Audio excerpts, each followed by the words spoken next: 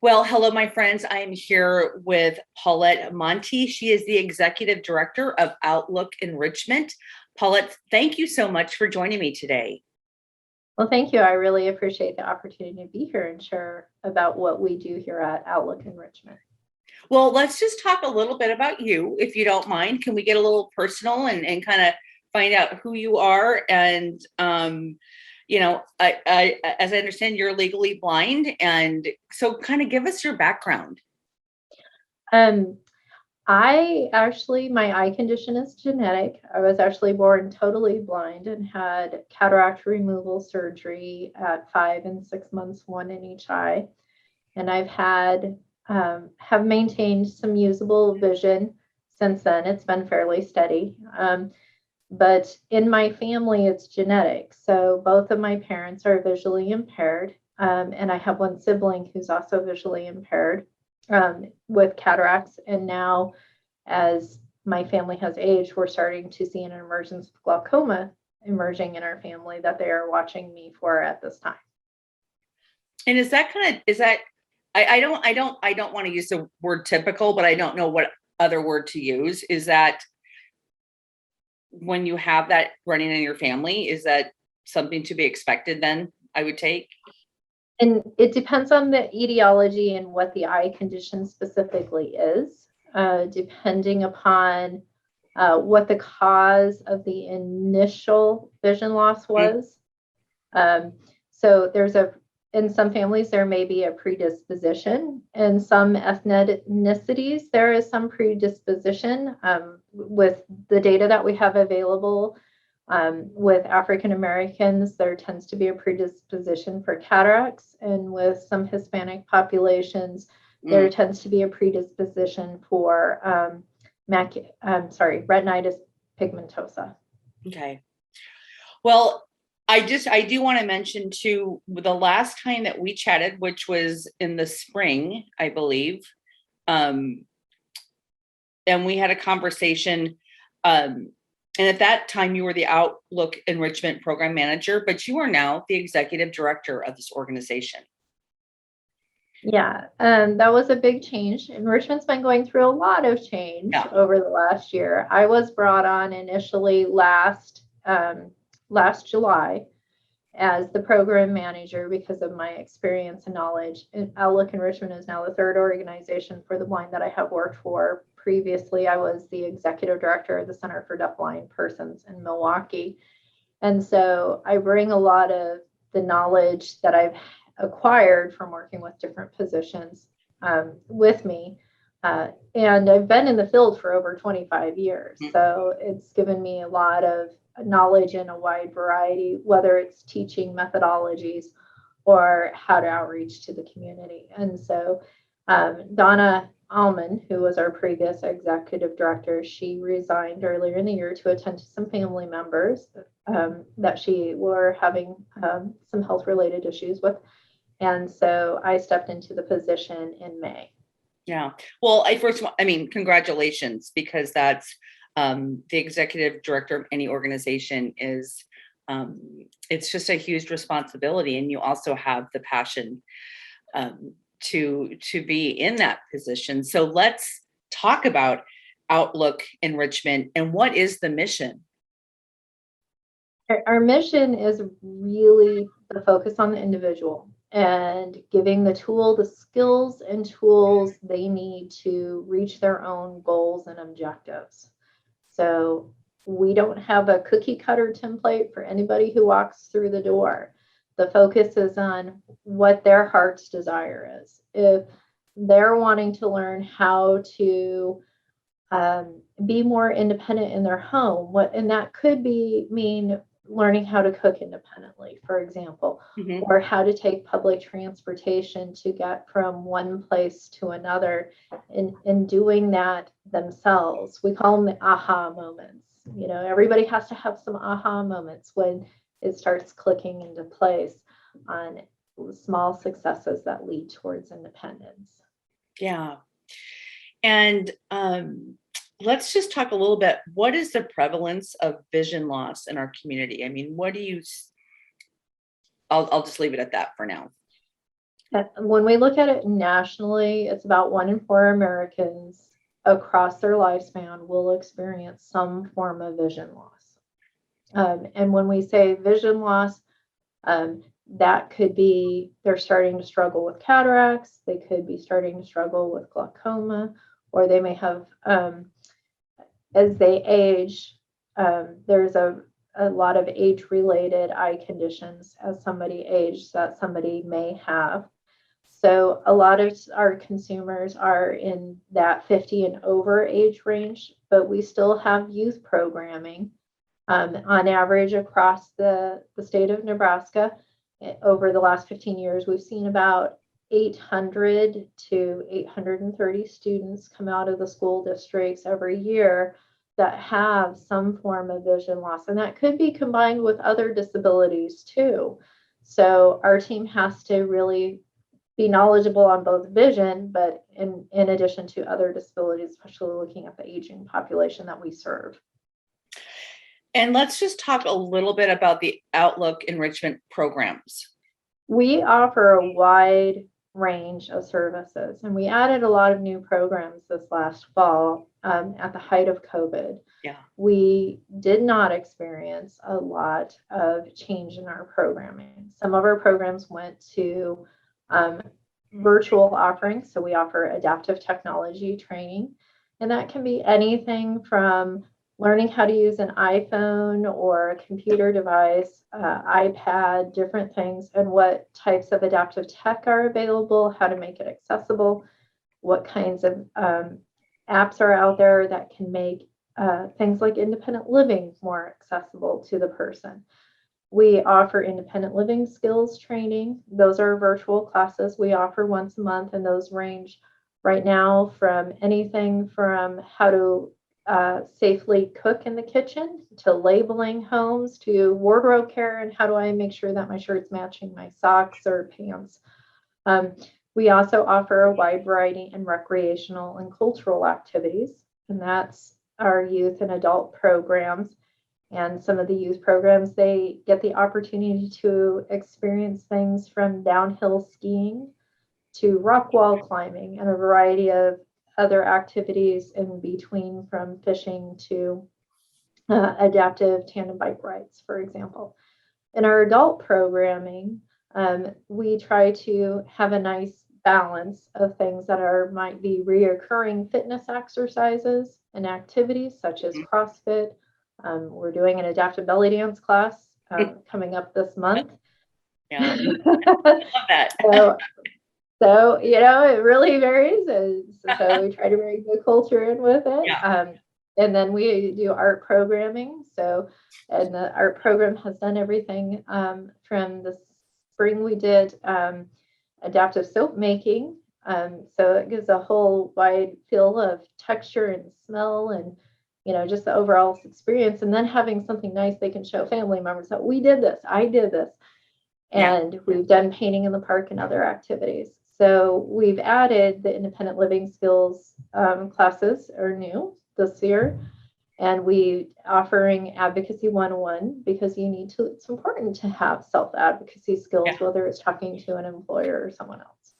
And we also added a weekly support group that I facilitate to talk about issues of vision loss. Whether you're a longtime person with vision loss or new to vision loss, there's something in the group for you. Yeah, I mean, and I'm looking on your website right now too, and looking at the different things that you offer, and it's just it's important, and I think it's also you sometimes we take for granted that your vision, it's just always there, and whether like whether you haven't had it from a very young age or at birth, or whether it happens in your lifetime and it goes away, there's something that it's just so important to have these additional resources available. And you guys just do such a great job. And that kind of also brings me to the event that's coming up in November. That is something I've attended before and that you've done for years. But the event this year is going to be slightly different than what we have done in the past. It's not going to be as formal as what we have done in the past. Okay, well, let's talk about it. Yeah. So, and it's kind of a very different stint. So we hope it will be really an engaging experience. The thought is having a wide variety instead of just focusing on the dessert in the dark kinds of aspects of it, to let the people who are engaging in the event really see that vision loss is not just black and white. And when we talk about vision loss, a lot of people, if you ask them, they'll immediately think it's not somebody like me who's low vision, but somebody who's totally blind. So we're trying to bring ideas to the event that will have a wide variety and illustrate a wide variety of vision loss. Our speaker this year is totally different. We have Nick Mullins, who is actually a visually impaired skateboarder, the nationally known skateboarder, who is going to be the guest speaker. And he will be demonstrating some of these techniques that he's using and to show his skill sets to the participants. And so the venue is going to be designed around this. So we're doing a street night feel. So it's a kind of a day in the life of somebody who might be visually impaired and some of the experiences throughout the course of the day that they may encounter. So, for example, there might be a construction zone set that somebody has to navigate using our simulated goggles, or ideas on how somebody who's visually impaired might see a menu board from across the room, or visiting our cocktail section and saying, here's the menu, and it might be a change in the print size or blurred. So just to give people a wider understanding that visually impaired people are out in the community. They are doing the same kinds of things you're doing on a daily basis, but they may see it from a different perspective. Yeah. So, okay. So the event, I just want to ask you, I just want to backtrack a little bit. So typically your event, people would come and then they would have their dinner or their dessert, and you would be blindfolded and without vision, eating and enjoying dinner. But again, like you just said, this year, I love all the different aspects of this that you're inviting people to engage in, as well as supporting the organization. It's the Vision Beyond Sight, Friday, November 19th, 6 p.m., Embassy Suites, La Vista. And to get more information on it, you can go to our website, which is www.outlooken.org/VBS for Vision Beyond Sight. Yeah. And you can buy tickets. There are sponsorship opportunities. There are silent auction donations that you can make. And I assume closer to the event, will you have an online auction, or will it just? We will. The auction, we are in the process of getting donations for items now. So if anyone would like to give to the online auction, they can reach out to Kim Belkovic. She is our fund development specialist, and she can work with you on if you're interested in being a sponsor, or if you're interested in making a donation for one of the auction items. She would be the go-to person for that. And then other options, there's a wide variety of options. The auction will go live, I believe, the Friday before, or the Thursday before the event. So people have an opportunity to go on and look at it and see what items are available prior to the day of the event. Yeah. Well, thank you so much, Paulette, for joining me today. And it's it's just great. So great to learn more about the organization, what you do, who you help, the mission, and this upcoming event. I mean, any last words that you want to say? Please join us. And if anyone, a family member, a friend, anyone who you think could utilize our services, please feel free to let them reach out to us. Or if you want some information for them, just call us and we will make sure that their needs are being met, and answer any questions you might have. And you can call our general number, which is 531-365-5051. Or you can visit our website again at outlooken.org. And we're more than happy to provide any help we can. Yep. And there's so much, I'm on your website right now, and the upcoming events and the things that you offer, all the different things that you're offering. It's just amazing. And this event also supports you to continue to do that. So Paulette, thank you so much. Thank you. It was a pleasure to be here as always. So thank you for taking the time to meet with us. You're welcome. And folks, we will be right back.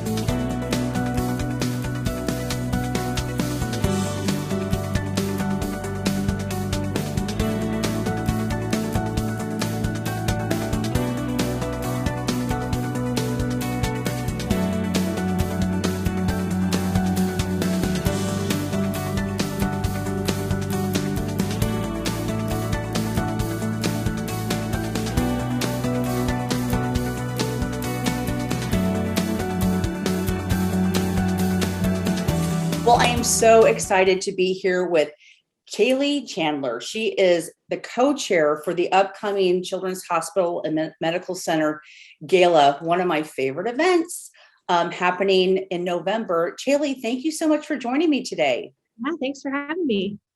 Well, let's just talk a little bit about the gala. It's coming up on November 13th. And this year, did you have it last year? We did not. We did cancel it. Yeah, I know so many nonprofits had to cancel, but this year it's coming up. It's in person. So let's just talk about the gala in general. Kind of what's the agenda for the evening? Yeah. Well, I mean, usually with the Children's Gala, the most exciting part is who we're bringing in for live entertainment. And this year we are featuring Gavin DeGraw. Yeah, which doesn't really need any more information. Most people know who Gavin DeGraw is, but I mean, huge singer-songwriter. He's, he's just great. He has hit after hit after hit. So he'll go on around 9:00. And then before that, you just kind of have the normal. We'll have kind of a cocktail hour. It's going to be a little different because we're going to try and spread people out as much as we can. But a cocktail hour that starts around 6, and then we'll go into dinner and a program, and there'll be a live auction around 7. Yeah. And will you be having a silent auction as well? We cut the silent auction again, just to avoid people being really close to each other. If we can, do our best to space things out. Yeah. Well, can you give us kind of an insight on some of the oral auction items? Yes. Oh my goodness. I'll tell you the probably the biggest one. Well, the one that we're most excited about is that Scott Frost agreed to golf at OCC with 2 people. Okay. And then there's going to be a dinner afterwards for, goodness, I think it's like 20 to 30. I think it's almost 30 people, a private dinner with him as well afterwards. Wow. So I think what a great that one will be auction item. Yeah. And then we also Gunderson's Jewelry. They agreed to take a group up to their New York, their headquarters up there, and it's going to be a big trip that you can go see. Yeah, and it'll be some private shopping. There's a bunch of different things included with that, but something again really unique that we haven't seen a lot. Yeah, and I know Gunderson's, they have an amazing store, and I know they've been a big supporter of Children's Hospital and Medical Center for years. So Yeah, Yeah. that's great. So, well, let's talk. So you're co-chair. So who are the other ladies working with you on this? Yes, their names are Lexi Fromm and Shelly Marsh. And the three of us we've been doing this for almost 2 years now, since it was canceled last year. Yeah. And this is kind of a big thing. I mean, a lot of nonprofits, you're bringing these events and these galas back, which I know people miss. Is there a limitation on like how many people that you're inviting to the event this year? Yeah. So usually we have about 150 tables, and we were asked to cut it at 75% of that. Okay. So we are capping it right at 100 tables to make sure that, again, there's a certain amount of space and we have enough room. So yeah, it's going to be a little smaller. Yeah, absolutely. But how if they can't make it to the gala itself, do you have other ways that they can support what you're doing or the funds that are being raised for this gala? And we have quite a few people that have just been making direct donations that go straight. They go straight to children, straight to the Hubbard Center is what we're specifically raising money for this year. You can go on the website and do that. We have a lot of people. We have a few companies that still aren't allowing employees to go to in-person events, and they've just donated the same amount, but just aren't attending. So, absolutely, most definitely.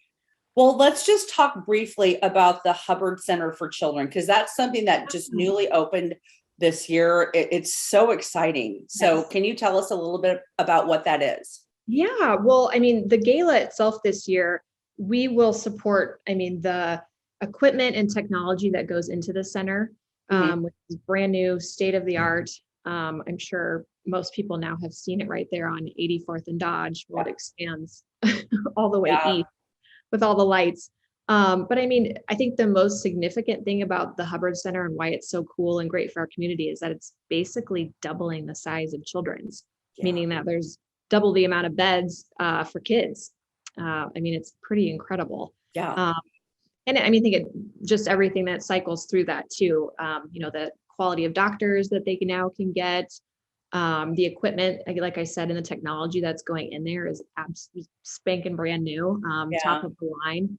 So, it's have you seen it? Have you gone? I have not seen it yet. As you're talking about it, that's on my list to do soon, because again, it really, when you look at the Midwest and you look at Omaha and this center, there's nothing like it. I don't know for how many hundreds of miles around or whatever, it's pretty spectacular. Yeah. Even just the things they did in the rooms.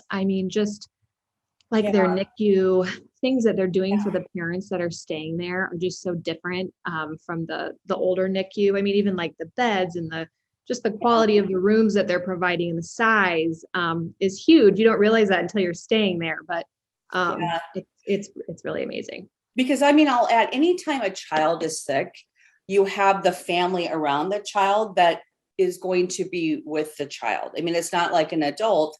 Having a child sick that needs care, that's in a children's hospital, there's so many different layers that play into the care, and also the family support that needs to be there. So it's so important. Yeah, it's really cool.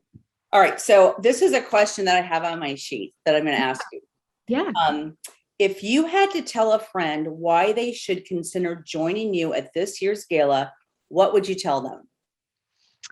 Oh, goodness. Well, our theme is Celebrate. We're calling it the Celebrate Gala. Yeah. And I think that just encompasses all the different things that we have to celebrate. Yes. Being the Hubbard Center for one, obviously Children's has a brand new CEO. Just the celebration of actually getting to be in person this year. Yeah. We are hoping just drive people to want to come there. So picture lots of confetti. We're already making arrangements for a giant disco ball. It's just going to be bright and fun and a big celebration. Just of everything of what Children's offers to our community. And then to top it off with Gavin, who, I'm a little biased, but it's like you're almost essentially in a private concert with him for an hour, because it's only 1,000 people in the CHI Center. So you're really, really close to him too. So Yeah. it's just a cool night. Well, again, one of my favorite events every year, and we missed it last year as know. so many other nonprofits did, but I'm so happy to see it back this year, with limitations and how, adapting to what's happening now. And again, a celebration of Children's Hospital and Medical Center and the Hubbard Center for Children. So many reasons to celebrate. So Chaley, thank you so much for joining me today. Yes, thank you so much. This was great. All right, and I will see you soon. All right. Thanks, Andy.